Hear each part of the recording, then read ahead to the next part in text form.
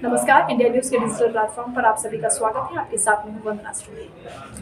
हरियाणा में आदमपुर उपचुनाव को लेकर हलचल तेज हो गई है। बीजेपी, कांग्रेस, आम आदमी पार्टी जोर आजमाइश कर रहे हैं इस उपचुनाव को लेकर। लेकिन इस उपचुनाव के जरिए आपको याद आएगा सोनाली फोगाट।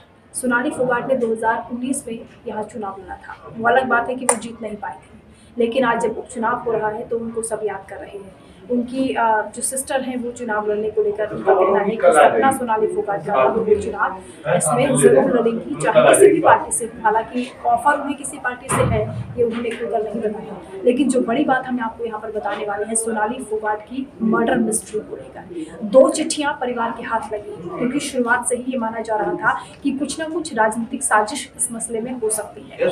इस हत्याकांड के पीछे ये माना जा रहा है, ये बताया जा रहा है चिट्ठियों के जरिए। हालांकि ये गुमनाम चिट्ठियां हैं। जिन्होंने चिट्ठी लिखी है वो ये कहते हैं कि सोनाली फोगाट की बेटी यशोधरा के प्रति उनकी संवेदना है, वो हमदर्दी रखते हैं उस बेटी के लिए, और इसीलिए उन्होंने चाहा कि परिवार को सच पता लगे।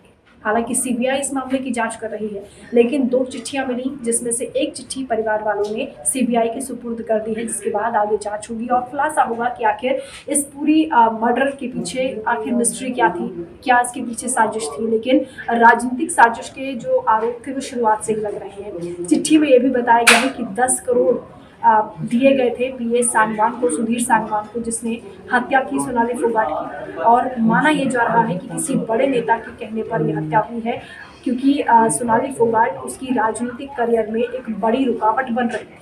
हालांकि ये नेता कौन है नाम सामने नहीं आया है, लेकिन सीबीआई इस मसले की जांच करेगी तो जरूर नाम खुलकर सामने आएगा। तो 2 चिट्ठियां मिली, जिसमें से एक चिट्ठी सीबीआई के सुपुर्द हो चुकी है, लेकिन दूसरी चिट्ठी परिवार के पास है।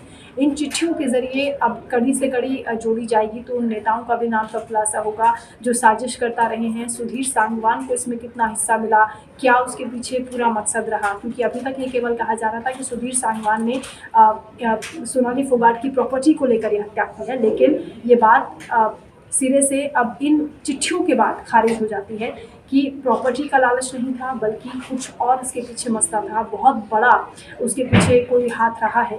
क्योंकि जब हमने शुरुआत में भी देखा इस पूरे मसले को लेकर पुलिस की हिला हवाली भी रही। इसके अलावा गोवा सरकार की ओर से भी जिस तरह से बार बार ये कहा गया कि सीबीआई जांच की ज़रूरत नहीं पड़ेगी, एसआईटी इस मामले की जांच कर रही है, हम सख्ती से जांच कराएंगे। लेकिन परिवार ने जब दबाव बनाया, परिवार की ओर से जब तमाम लोग इकट्ठा हुए, तब जाकर ये क्योंकि इंडिया न्यूज़ ने भी इसको वहाँ कवरेज के तौर पर दिखाया और एक मुहिम चलाई गई थी सोनाली फोगाट के उनके परिवार के लिए, यशोधरा के लिए, जिसमें मुहिम का असर हुआ और सीबीआई जांच की बात यहाँ पर सामने आई।